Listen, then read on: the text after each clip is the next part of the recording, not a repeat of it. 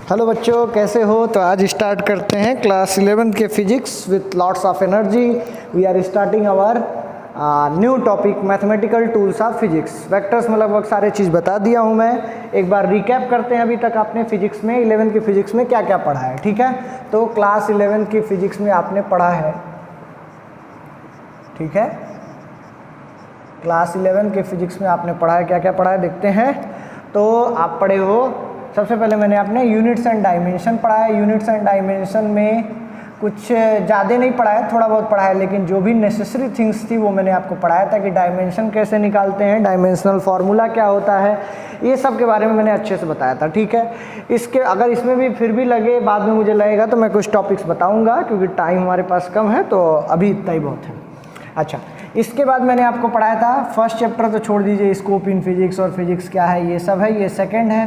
Third आपका क्या है, स्ट्रेट लाइन मोशन है, मोशन इन स्ट्रेट लाइन, ठीक है, स्ट्रेट लाइन मोशन है आपका, या मोशन इन स्ट्रेट लाइन है। ठीक है, इसके बारे में भी मैंने आपको अभी नहीं पढ़ाया, थर्ड चैप्टर। इसके बाद मैंने क्या पढ़ाया था आपको, वेक्टर पढ़ाया था, ये हमने नहीं पढ़ाया, वेक्टर्स पढ़े थे। वेक्टर्स में मैंने बहुत सारे लंबे लेक्चर्स लिए हैं और बहुत ज़्यादा क्लासेस हो गई हैं, तो vectors is more than enough for you. जो भी मैंने बताया है उससे अच्छे से पढ़ लेना, वेक्टर्स में कोई डाउट नहीं होगा। स्टिल देयर इज़ डाउट, बाद में 1-2 क्लास की आवश्यकता होगी, तो इट्स वेरी ऑब्वियस, मैं बताऊंगा।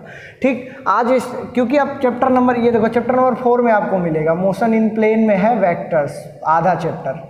तो ऐसा मानो कि आपने अभी तक पढ़ा है चैप्टर नंबर 1 तो छोड़ दो, चैप्टर नंबर 2 में आपने बेसिक बातें पढ़ी हैं, चैप्टर 3 आप अभी नहीं पढ़े हो, चैप्टर 4 का हाफ पार्ट आपने कंप्लीट कर लिया है। इसी तरीके से स्ट्रक्चर है।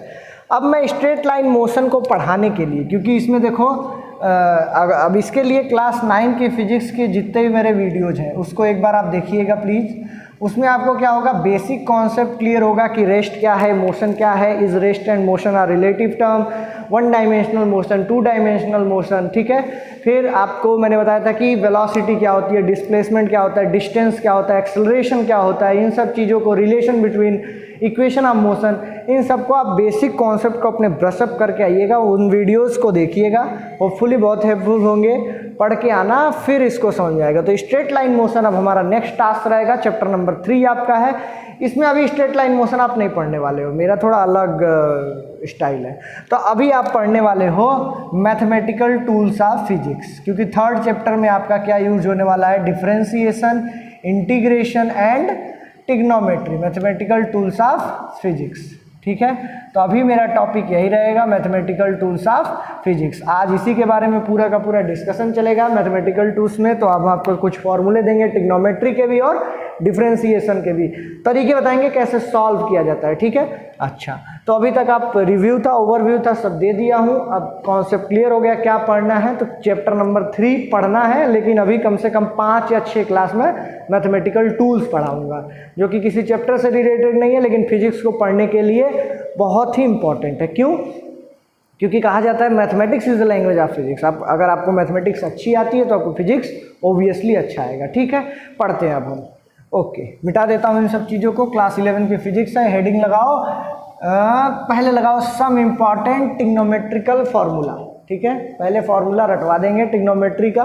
ठीक है, ये पूरा जो रहेगा आज का, तो ट्रिग्नोमेट्री से रिलेटेड है, जो कि आप 10th में पढ़े हो, लेकिन कुछ बच्चों का मैथ्स अच्छा नहीं था, तो एटलीस्ट उतना मैथ पढ़ो जो फिजिक्स में यूज होने वाला है, क्योंकि मेरे सब्जेक्ट में तो ऐसे काम नहीं चलने वाला है। ट्रिग्नोमेट्री आप जानते हो, ट्रिग्नोमेट्री में क्या होता है, देखो, तो मैं जहाँ मेन पॉइंट से आते हैं, साइन थीटा क्या होता है।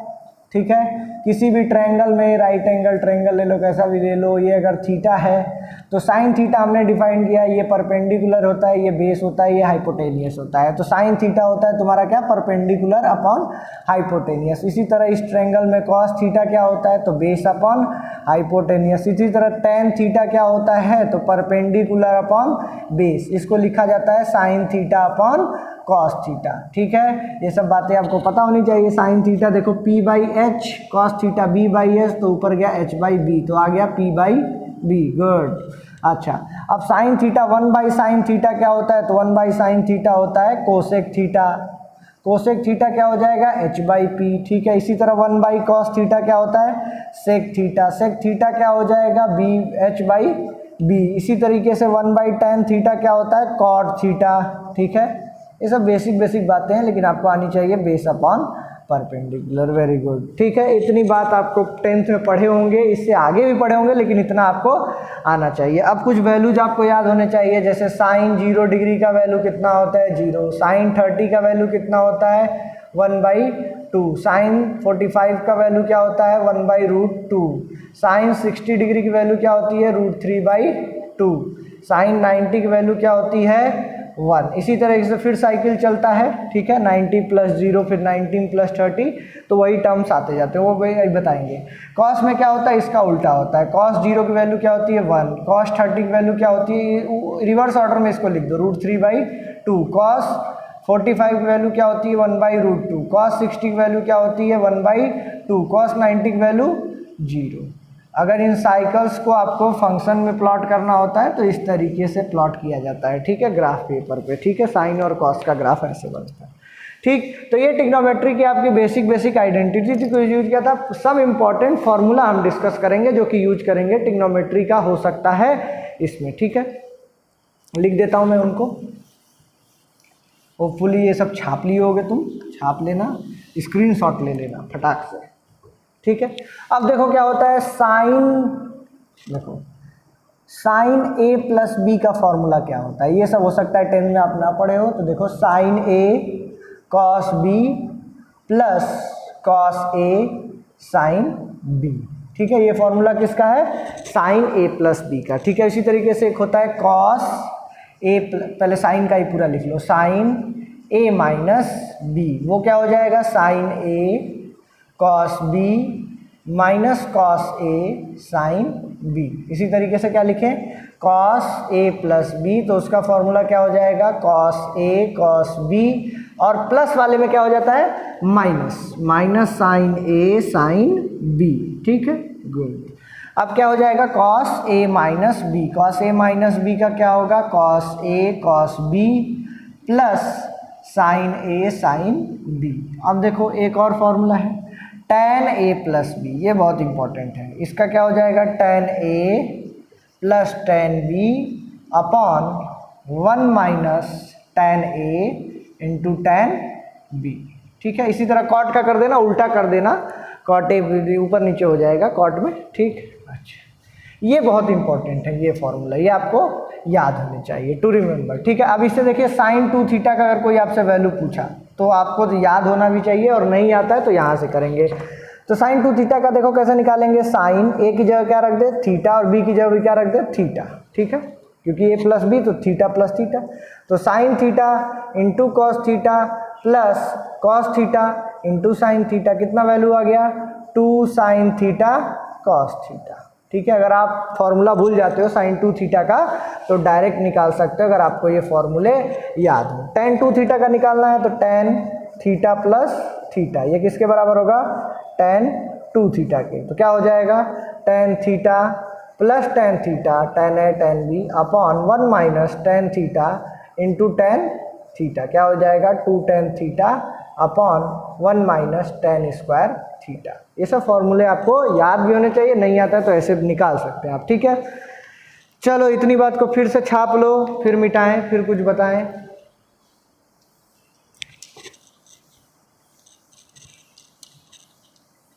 अब जैसे इन फॉर्मूले का और एप्लीकेशन है, जैसे आपको साइन 135 का वैल्यू चाहिए, तो अगर आपको नहीं याद है तो फॉर्मूला याद है तो काम हो जाएगा आपका। साइन 90 + 45 कैसा हो गया, a + b हो गया ये, तो क्या हो जाएगा sine 90 cos b plus cos a sin b, ठीक है।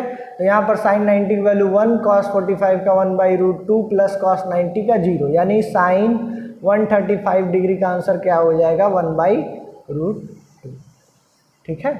यानी यहाँ से एक चीज़ और पता चला, साइन 90 + थीटा किसके बराबर होता है साइन थीटा की, ठीक है। अगर हम बोले cos 90 + थीटा किसके बराबर होगा तो यहाँ से फाइंड करो, cos 90 + 45 कितना हो जाएगा cos a cos b minus sine a sin b, तो तो ये देखो, ये तो जीरो हो जाएगा, cos 90 का value zero, zero into something is zero, minus sine 91 sine 45 1/√2 कितना आ गया, cos 135 डिग्री का वैल्यू आ गया माइनस 1/√2, यानी cos 90 प्लस थीटा क्या होता है, माइनस साइन थीटा होता है।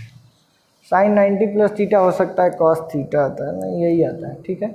और साइन 90 माइनस थीटा क्या आता है, साइन थीटा, ठीक है। ये सब बेसिक पॉइंट्स थे, यानी कि आप साइन 90 प्लस थीटा कोई एंगल की वैल्यू पूछे तो आप बता सकते हो, ठीक है। इनको भी छाप लो, मिटा देते हैं, ऐसे ही है, ये सब मैथमेटिक्स है, आपको आना चाहिए, ठीक है। तो अभी तक आपने देखा साइन 2 थीटा का भी फॉर्मूला देख लिया, अभी डिराइव करके भी मैंने दिखाया था, कितना आ रहा था, 2 sine theta cos theta. Formula कौन सा यूज किया था, साइन ए साइन बी। tan 2 थीटा की वैल्यू आपने बताई कितना होता है, 2 tan theta upon 1 minus tan square theta. उसी तरीके से हमने आपको बताया cos 2 थीटा का, तो cos 2 थीटा का होता है cos square theta minus sine square theta. कैसे होता है देख लो, cos theta plus theta, cos a यानी cos theta into cos b minus sine theta यानी साइन a साइन b, कितना हो गया, cos square theta minus sine square theta. अच्छा, एक ट्रिग्नोमेट्रिक आइडेंटिटी होती है, क्या होती है, sign square theta plus cos square theta 1 होता है, since sign square theta plus cos square theta बराबर 1, तो कॉस स्क्वायर थीटा की वैल्यू क्या हो जाएगा, 1 माइनस साइन स्क्वायर थीटा। तो you may replace this term with this, cos 2 theta equals to cos square theta की जगह क्या रख दें, 1 minus sine square theta minus sine square theta, तो क्या हो जाएगा 1 माइनस 2 साइन स्क्वायर थीटा, ठीक है। यानी cos 2 theta should also be equals to 1 minus 2 sine square theta. यानी हम इसको ले सकते हैं 2 sine square theta equals to 1 minus cos 2 theta, यानी कि साइन स्क्वायर थीटा की वैल्यू क्या हो जाएगी, 1 माइनस cos 2 थीटा बाई 2। ये सब बहुत इंपॉर्टेंट फॉर्मूले हैं ट्रिग्नोमेट्री के, जो आप 11th क्लास में पढ़ने वाले हो, लेकिन मैं पहले ही बता रहा हूँ because I am going to use this all formula. अच्छा, अब इसी तरीके से आप इसी इक्वेशन का यूज करके, इसी इक्वेशन और इन दोनों का यूज करके क्या निकालेंगे, sine cos square theta is equals to 1 plus cos 2 theta divided by 2, ठीक है। आज के लिए ट्रिग्नोमेट्री में इतना ही रहने देते हैं, कल नया टॉपिक स्टार्ट करेंगे डिफरेंशिएशन, मैथमेटिक्स का ही, लेकिन फिजिक्स में कौन कौन से डिफरेंशिएशन का यूज करेंगे, लंबा चलेगा, 2 दिन पढ़ाएंगे डिफरेंशिएशन। होम असाइनमेंट क्या है, तो जितने भी यहाँ पर मैंने फॉर्मूले लिखे थे सब दिमाग में विद कॉन्सेप्ट, कहाँ से आया फॉर्मूला याद हो और यूज करने आए, ठीक है। Thank you.